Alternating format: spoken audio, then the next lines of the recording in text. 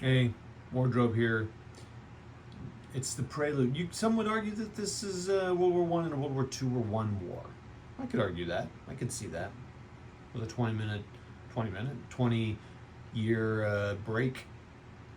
Anyway, we're playing Imperial Tide. We're gonna give it a shot. Give it a go.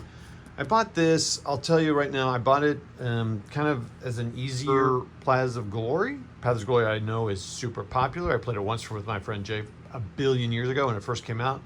It's a lot. It's a long game, and it's much more detailed, and that's cool.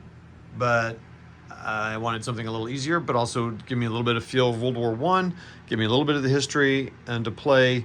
I tried the Tannenberg game. It's a little too tactical, though I may go back and try that again. The SPW, the one you see on Nangua's page all the time, because it seems like a really cool game. I just was like, I don't know if I'm going to spend the time on it, but I may go back to it and try it again once I get a feel for things. But right now I'm going to give this a shot. It seems like this is a pretty playable one. I'm just kind of going through it this first game. And I'm going to, so they have a solitaire aid, which I think is pretty cool that he came up with that. And what I'm going to do is I'm just going to take an aggressive Central Powers attitude and a balanced Allied Powers. And that way, just to kind of give me some, what I love about this is it gives me ideas of like what to shoot for, right? Because I think that's a big thing, right? When you're starting to play a game, like, what am I trying to do here? I mean, I have victory conditions, but this will keep me focused as I go year to year, and I'll just play both sides as best I can, as always, but then this will keep me focused, and I kind of like, it's like written plans, which I think is something I like, and I just saw that in a Clay video talking about the campaign for North Africa, slightly more challenging than this one. But anyway, that's pretty cool, so we're going to give it a shot, and first roll was an 8 on the Schlieffen plan, which is only a 2 infantry loss. And I get to learn what all that's about over here on Liege, which I don't think will take it because that fort will take one of those losses off. All right, we'll talk to you. We'll come back after each year.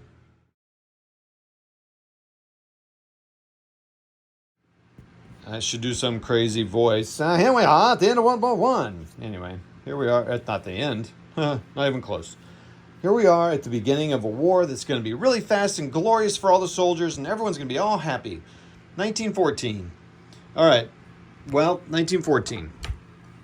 The Schlieffen plan was successful. They took Liege. They could not take Brussels. They just kept getting defeated. There is one BEF in here left. We're starting to entrench up here on the west front. The Central Powers were successful in taking Belgrade. They got 2 reinforced there. Central Powers took Minsk and lost it. And the Russians are starting to look like they're thinking, we might go on the offensive here.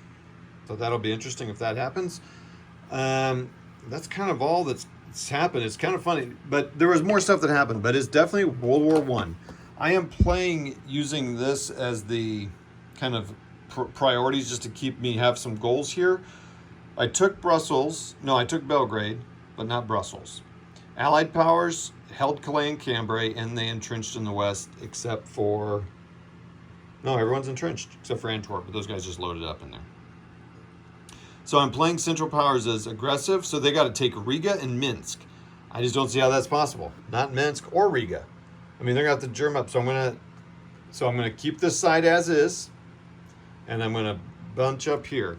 Allied powers are balanced. They're going to attack Austria-Hungary with Russia. Oh, just what I said. And entrench SB, Serbia. There's no Serbia left, so I need to get guys in here to entrench Serbia.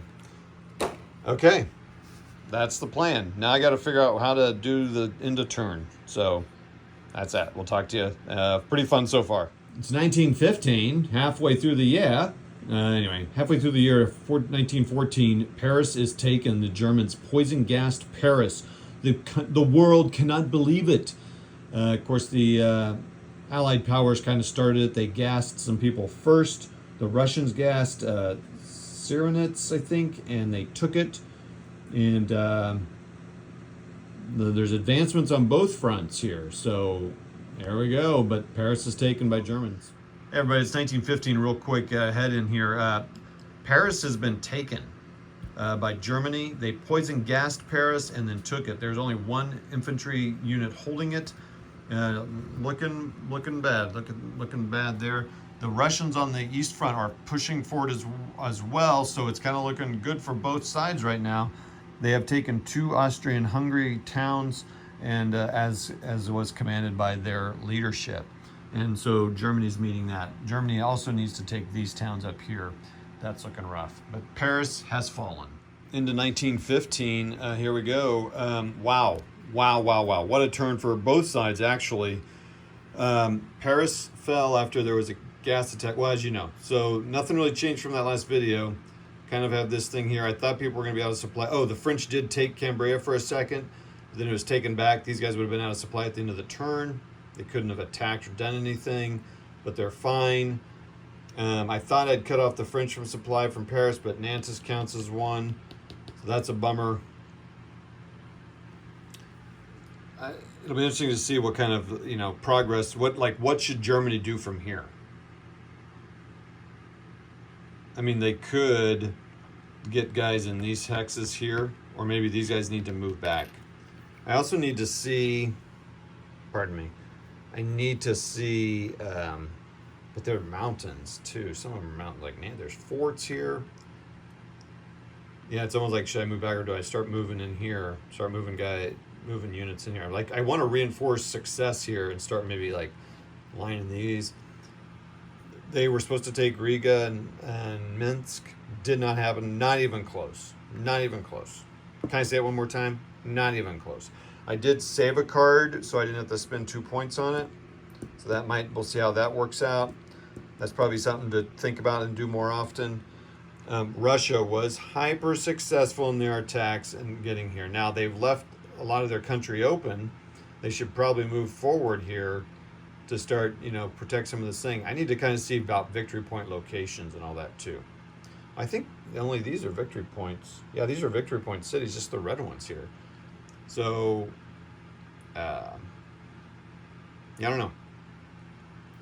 So, but Russia was super successful. They were supposed to attack Austria-Hungary, and they did. Now, Austria-Hungary was able to reinforce Budapest, put a guy in Vienna, and reinforce their Belgrade capture. So it's going to be a little tough to get them out. Romania is on their terms. I guess they can move through them now. I was not doing that. But that also means that they could start getting attacked. So yeah, and these guys are stuck here too.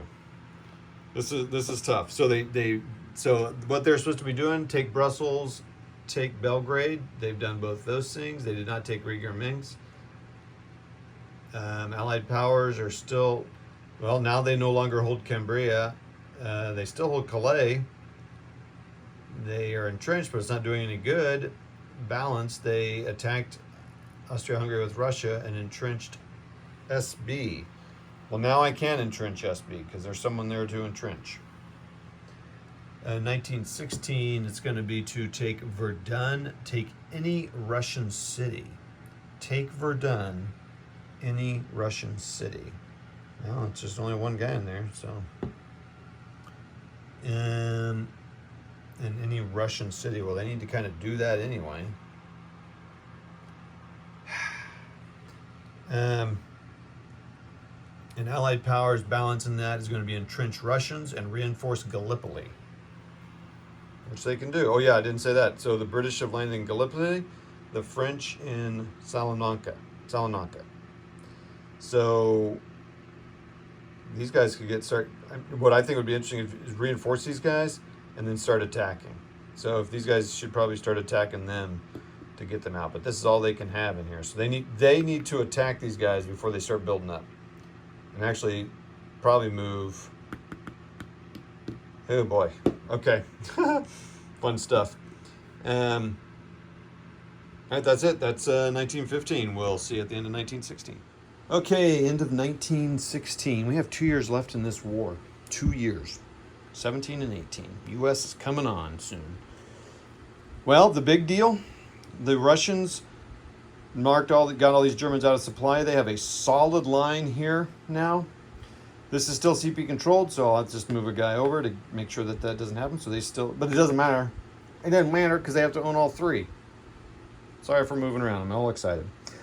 Gallipoli's here. There was a little bit of battle. They've got 1. They've got 3. They're in Salonika, which is dangerous because Paris fell and these guys were out of supply, so 2 more. So I lost a lot of units to supply. It's very funny. Germany on the west front, doing great. East front, not so much. It's like the East Front is hard. It's like attacking Russia shouldn't be done very much. Anyway, mistake. Germans should have moved 1 guy here or here in Lyon. This guy would have been out of supply then, and he would have been destroyed. So 1 less guy to worry about. Now this guy can free range it. Take Frankfurt. In fact, in 2 moves, he can take Frankfurt.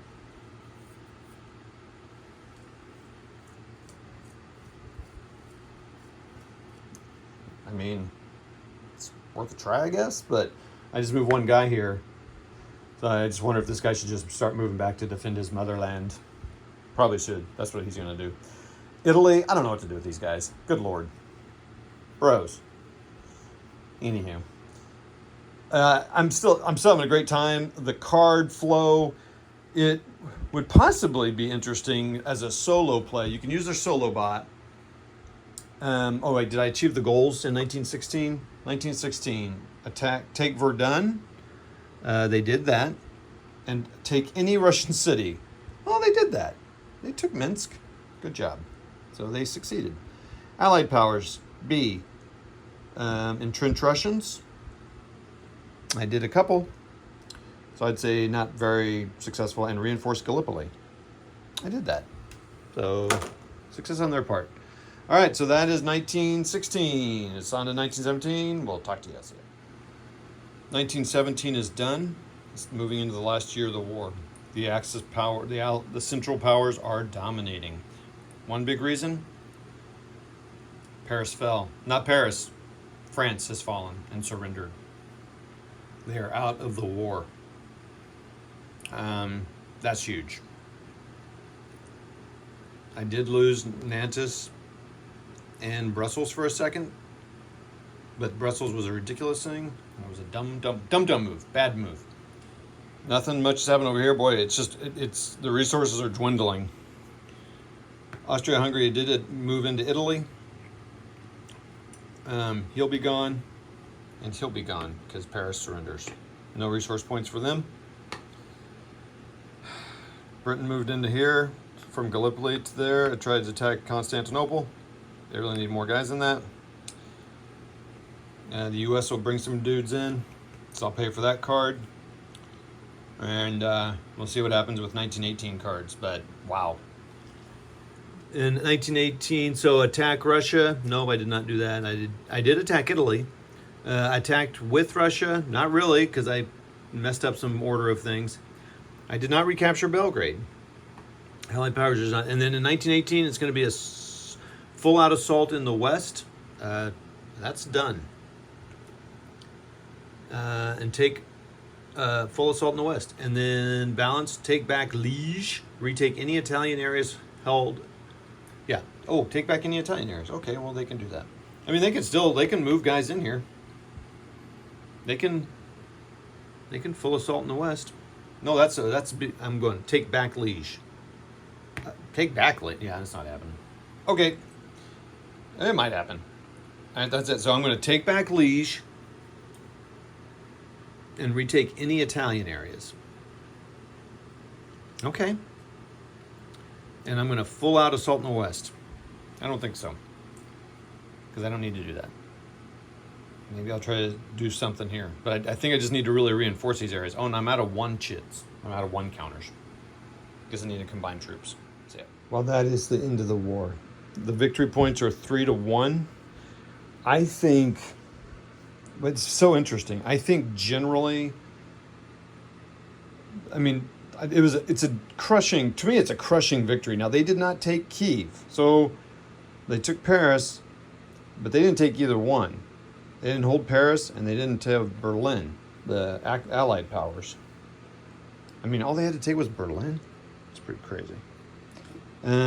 So it's 3-1. They took Budapest. The Allied powers took Budapest. The Americans just kept getting spanked every time they would. They just were getting. It does not go well for the U.S. in World War One. France fell. I mean, to me, that's the biggest thing, and it's amazing to me how the East went.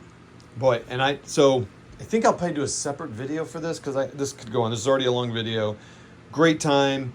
I think there's a lot to do here. I think there's a lot of rules I need to get right. There's some things I messed up in rules and stuff like that. Being my first game, play aids need to be a little. I mean, there are no play aids except for the solo bot aid, but the one that's online is pretty good. I could use a few more tips. I made a lot of notes on things I'd like to see. I'll talk about that later. Fun game, great time, major Central Powers victory. They won the war. I enjoyed it. It's perfect. It's exactly what I wanted for now for a World War I game. So, awesome.